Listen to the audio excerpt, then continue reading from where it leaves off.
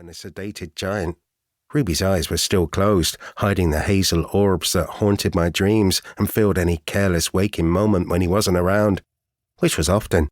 My choice, not his, until he'd come to me that night. Masochist. If only.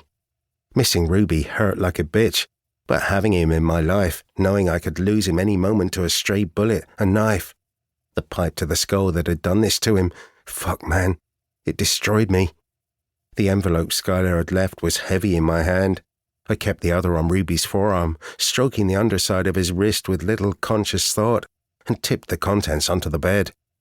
Ruby's tiny silver nose ring tumbled out among the bulkier jewelry. The leather bracelet he'd worn for the last 10 years. The rings for even longer. I picked up the club signet, identical to the one Cam wore, to the one I still wore on a chain around my neck, like a dog tag of fucking shame. The Rebel King's emblem was a gothic skull framed by vintage roses 4 decades old, like that meant anything except the heartache and pain every new year seemed to bring.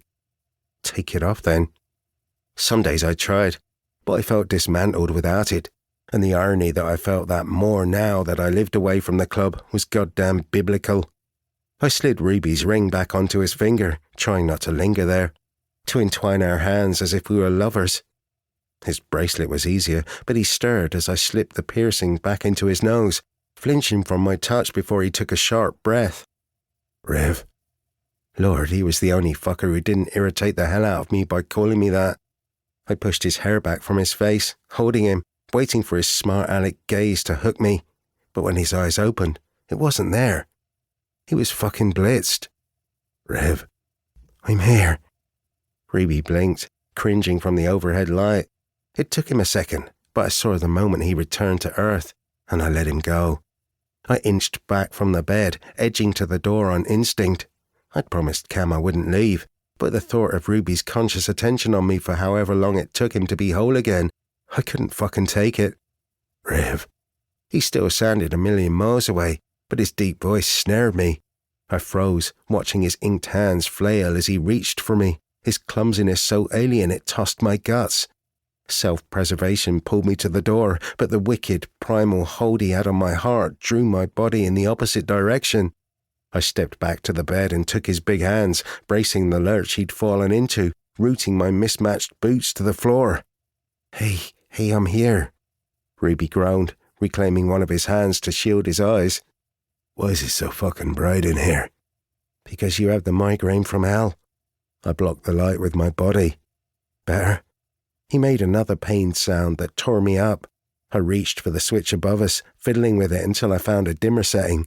It wasn't much, but he relaxed a fraction, enough for me to ease him back on the bed, but not for the tension in his body to fade. He curled in on himself again. I rubbed his back and tight shoulders, his neck, brushed the pad of my thumb over his cheekbone, my fingers tangled in his silky hair. Ruby moaned. Make it fucking stop. Raw emotion burned me. Fuck it. I reached up and clicked the light off entirely, swamping us in murky darkness. Ruby shivered. He sucked in a breath and shifted onto his back, gaze heavy with a slow blink, face drawn and pale. I can't see. Because it's dark. Nah, I can't focus. He didn't seem that worried about it, or maybe he'd lost the will to care. I rubbed his shoulder again. You're up your tits on painkillers. You'll be all right when they wear off. You want water? I'll fucking puke. That a warning? No. Ruby drifted out, his hand in mine falling slack. I wanted to shake him awake. I still wanted to leave.